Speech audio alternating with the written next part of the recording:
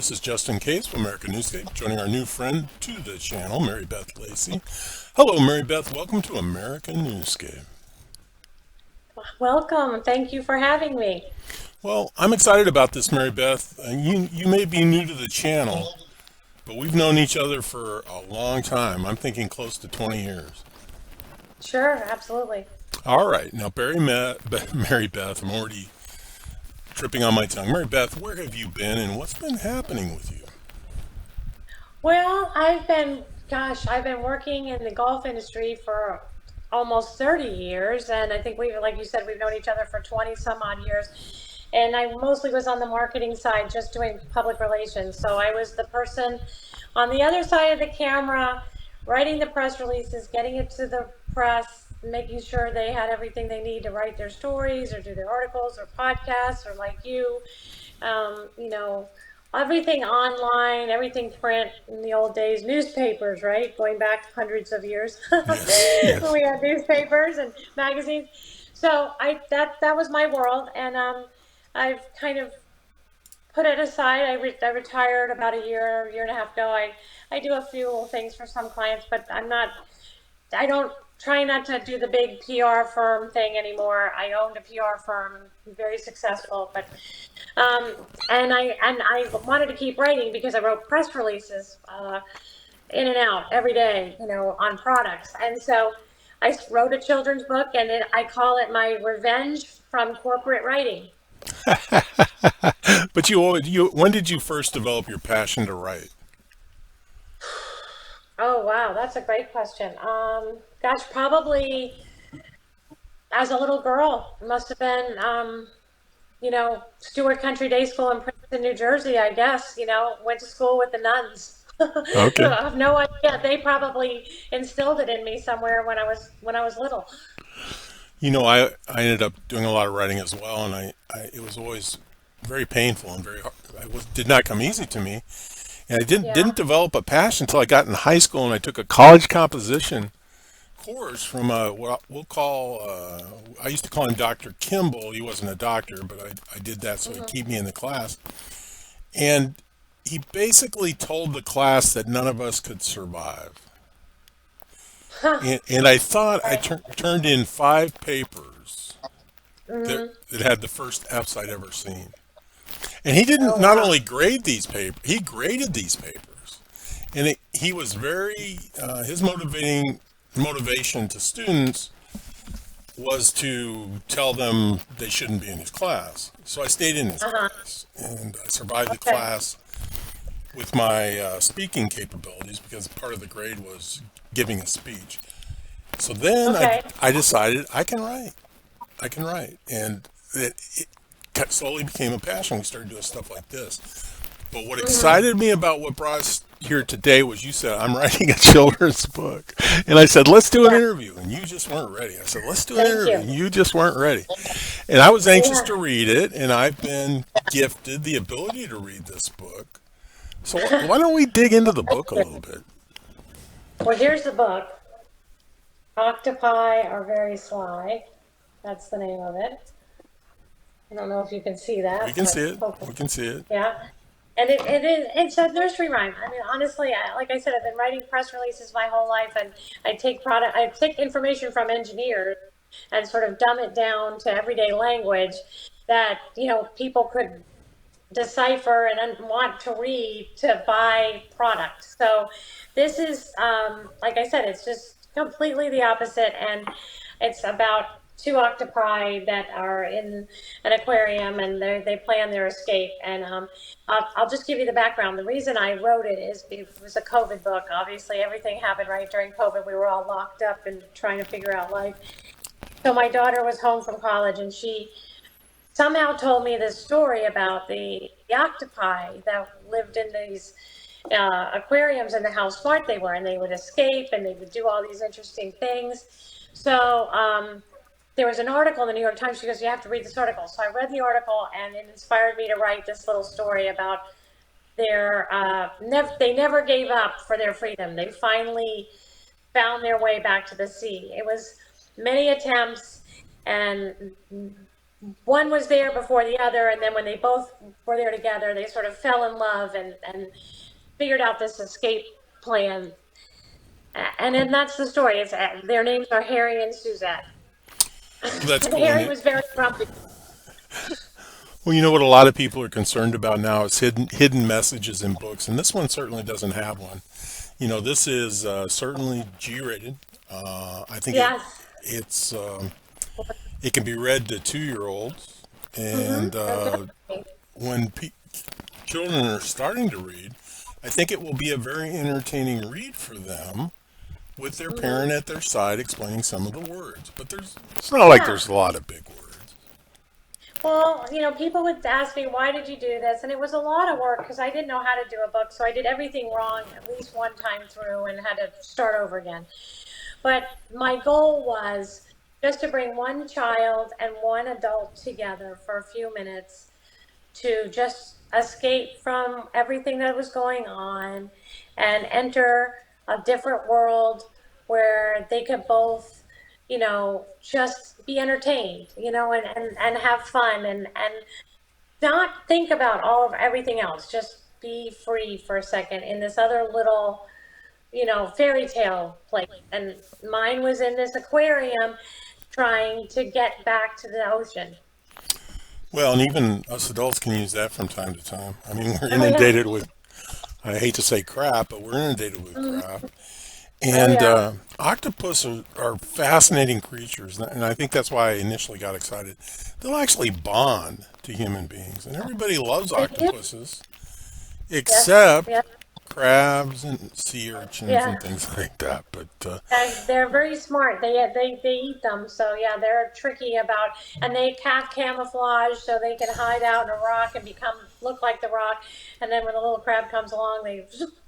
But yeah, they're super smart. Their brains are in their tentacles, so they have brains here. They got all their brains in here. I mean, they're so intelligent.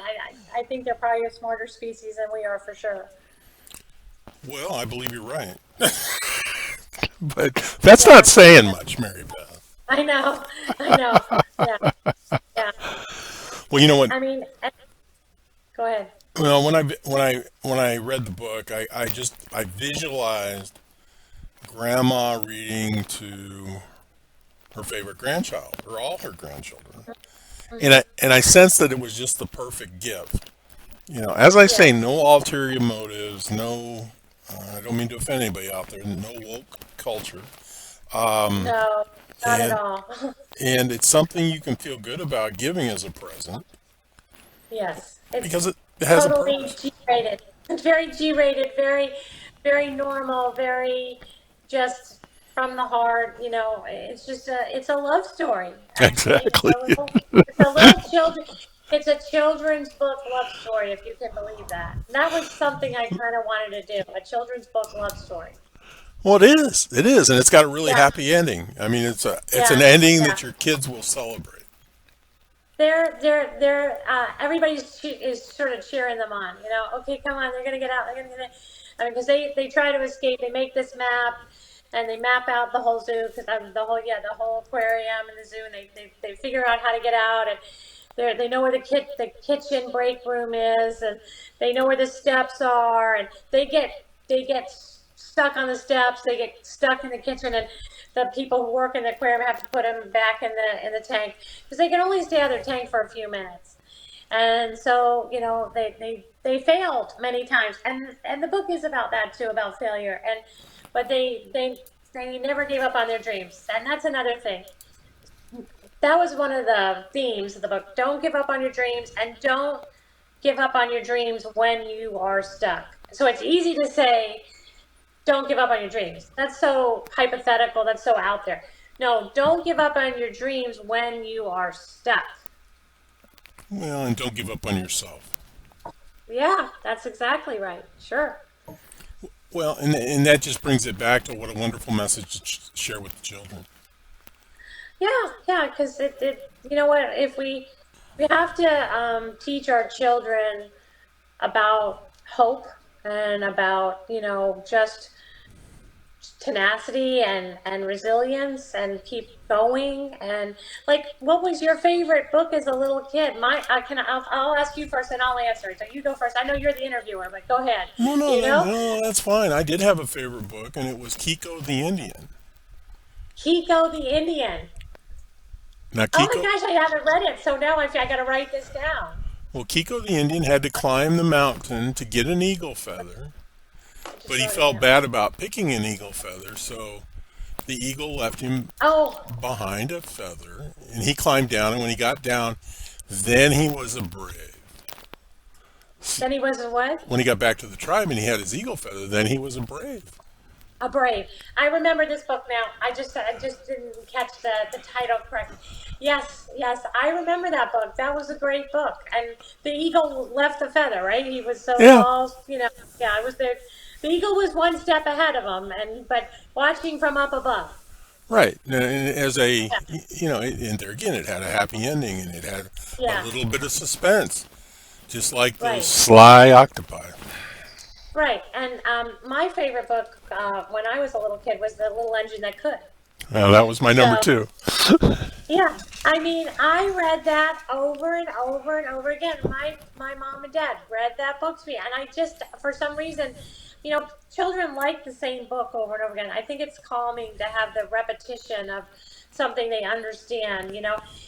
I've read that, but anyhow, I didn't know that when I was a little kid, but I've come to find that out. But I think that like that book was so great because it was just like, don't give up, don't give up. And then when the little engine says, I think I think I can, and then he gets to the top, he goes, I can, that was the best, right at the very top. Well, that we do quite a few interviews with a national acclaimed motivation coach. And he calls himself a Mm-hmm, transformation coach. And he mm-hmm. always enjoys throwing questions at me, and almost every question he can throw at me, I answer it as I think I can. I think I can. Because that is instilled in me. Yeah, yeah. And that's what life is about. I don't think we can know we can do things or we can root it all out or plan it all out. I think we have to believe in thinking we can and then just trying things. I set out to be in the golf industry and work in public relations, and I ended up with a PR firm, but I never really I didn't really, that wasn't the design, the goal. I just thought I could do this. As I was going, I said, I think I can do this. I think I still can do this. I think I can get this off the ground. That's Well, what life is. yeah, and as we met in the business world, I never had any doubt in your capabilities, Mary Beth. So that's how you came across. Well, thanks. And So, that's why it's heartwarming that you've written this book. It's a heartwarming book. mhm. I know it's available on Amazon. I know it's available on Walmart. Where else may we Yeah, find this? Barnes and Nobles. And yesterday I got a really big break. I can't believe this. So it showed up on Walmart. It showed up on Walmart.com. So the paperback version, and that's great because it's a little less expensive. And the paperback is up on Walmart as of yesterday, which I'm just blown away that that happened. I don't know how it happened. I don't know what the metrics are that I sent this book out to these, got this out. I don't know what's working. It's working. I don't know how. Well, it's having been involved in internet marketing for so long, Uh-huh. we never know what's going to hit, and we Yeah. never know. And Yeah. it will surprise us. The reason my wife pushed me to do this, to set up a Mhm. YouTube channel and to interview people, and I fought it tooth and nail, and I was going to prove to her that it wouldn't work. But Oh no.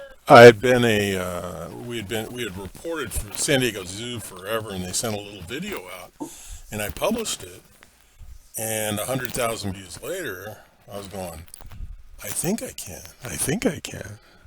Right. So, this channel is unique. It's variety.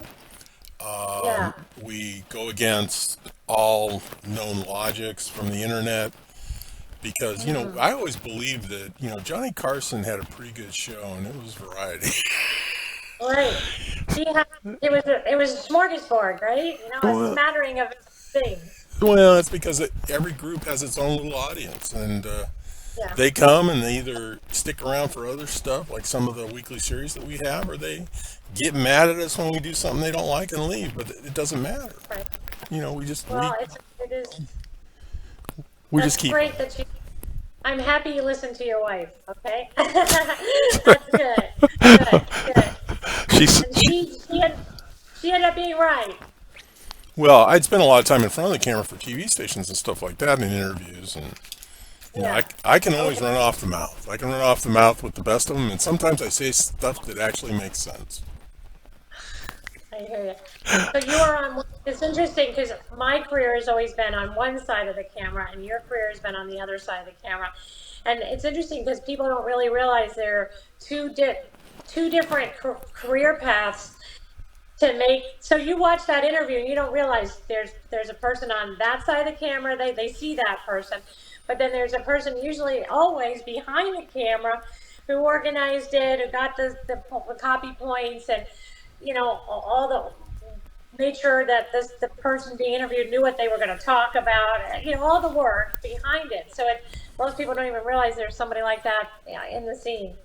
Well, we do it a different way. A lot of people ask, why aren't you on camera? Which I certainly could be. Hmm. And, if a lady asks me, I tell them I'm just so handsome and attractive, I can be distracting to the interview. And Okay. or I tell the truth, which is, I do some interviews where I'm interviewing people that say some really strange things, and my poker face has left me. So if you said something really strange, I would be rolling my eyes, Oh yeah, that's true. and then I have to worry about that. And this way, I don't have to worry Yeah, about that. I don't have to comb my that's true. hair. I can just get after That's it. that's All right. right. That's right. So that All works. right, Mary Beth. Thanks for joining us. Best of luck Thank with you. that book. I love that Thank book. you. Our audience is going to love that book. And Yeah. everybody, this has been Just in Case and Mary Beth Lacy, bringing you American Awesome. Thanks for joining us. Remember, additional information and links are provided in this video to read more. Today is the day to subscribe to this channel. Please learn more about Mary Beth Lacy and keep company with us at the Cool Kids table.